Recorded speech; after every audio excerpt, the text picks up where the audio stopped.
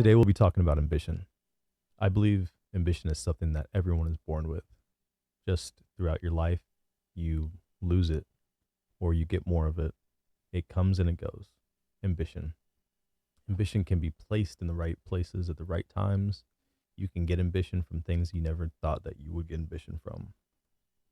But it's something that needs to be prioritized because you could be the most ambitious person in one aspect of life, but it could destroy everything else. So it's really important to figure out in your life what you're doing and what you truly want to put your ambition into.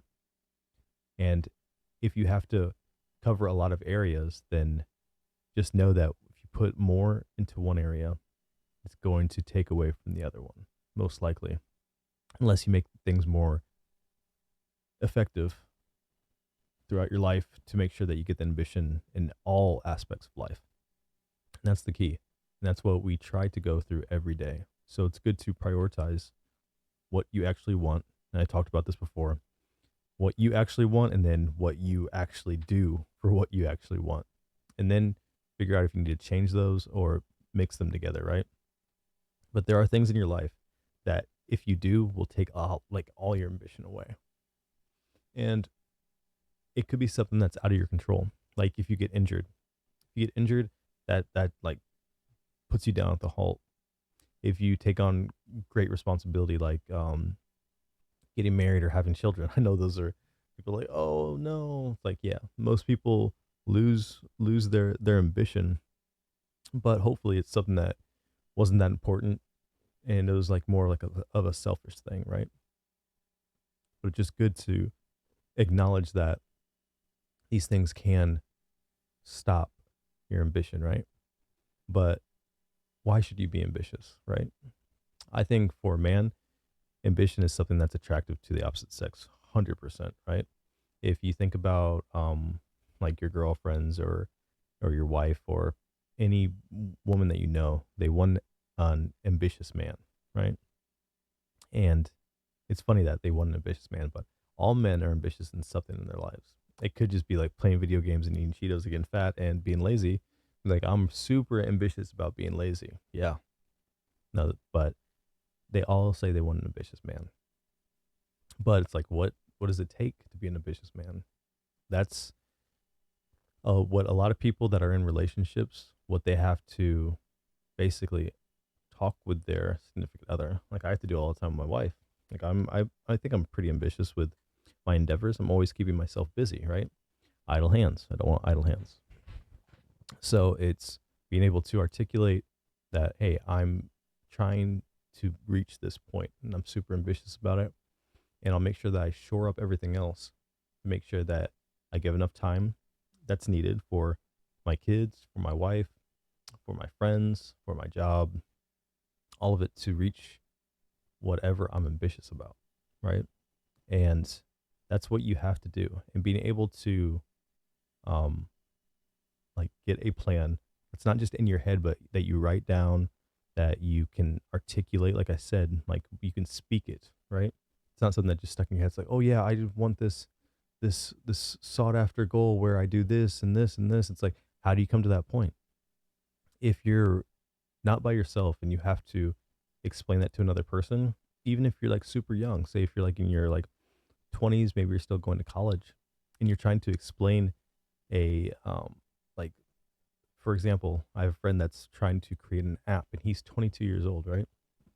And he has to explain to his parents that are pretty successful that, hey, I'm trying to do this, but he can't articulate to them to make sure that to make sense to them because you're talking to another generation. So it's not even just old people that are married, it could be young people. When your ambition is something that once you start to lose pieces of your ambition that you have through your life, it really starts to mess with a lot of people. They just start losing themselves slowly. And when that ambition goes, then other things start to go and you just stop caring and you get more cold and more isolated, right? And then you just let things go and then you just want to just get all of the things that are hard because to be ambitious you have to do things that are really hard. And you're like, why am I doing this anymore? You let that one fall, then you let another one fall, and then you let another one fall. And it's like, why am I being ambitious at all? You know, I've already done all these other things in my life. Eh, I'm good. I couldn't reach my main ambition, so I'm just gonna let the rest go by the wayside. That happens to a lot of people. And if you do that before you find a significant other, especially for a man, say you didn't hit the gene lottery, right?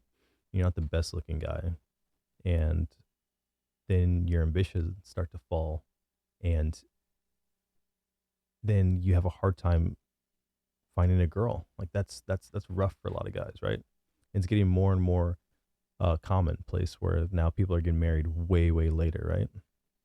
But that's why you have to be careful with who you're telling your ambitions to and who you surround yourself with. Because people that are losers, it's like the crabs in a bucket, right? One crab tries to like crawl out, the other ones pull them back. Your loser friends that you're still friends with, they're like anytime you try to bring stuff up to them, they'll probably try to shit on it. And those people are ambition killers. Your loved ones are ambition killers. Your girlfriend's probably an ambition killer. You know why? Because those people, your girlfriend, your parents, your loser friends, they may love you to death. But when you start talking about that ambition, what does that mean to them? That means that you're taking time away from them. And those people that when they feel like you're like going away from them, that means that you're getting better, that you had to allocate more time to something that's better than they could probably do or makes them feel inferior.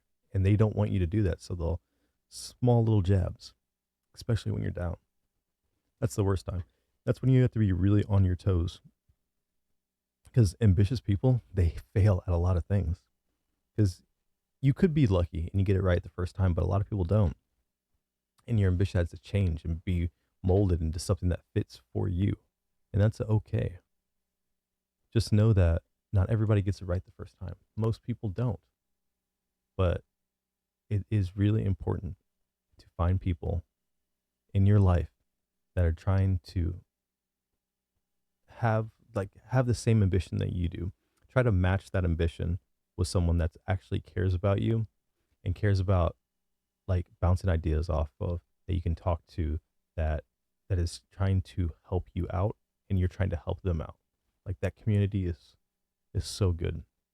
Even if you can find one or two people, that's all you need. Like you don't need a whole army. You just need some people to help you with ambition. And then someone that's already like conquered some things, that's even better. Like I always talk about all the time, mentors are great. Discipline is great. Find people that are disciplined and that have mentors and that want to be a mentor and that just want to help you out just for the goodness of their heart because people that are actually successful that help people and care about people, those people are the best at helping you to become better because in turn it helps them, right? So your ambition it was inside you somewhere. So it's really important to find it and just to know that maybe because I failed before, but I can get back on that horse. And whatever I was super ambitious about, maybe it's still back there. And maybe I can pick it up and I can still achieve what I was trying to achieve before. Doesn't matter what anybody says or what kind of downfalls you had in the past. You must be ambitious because as soon as you lose that, everything else starts to wane.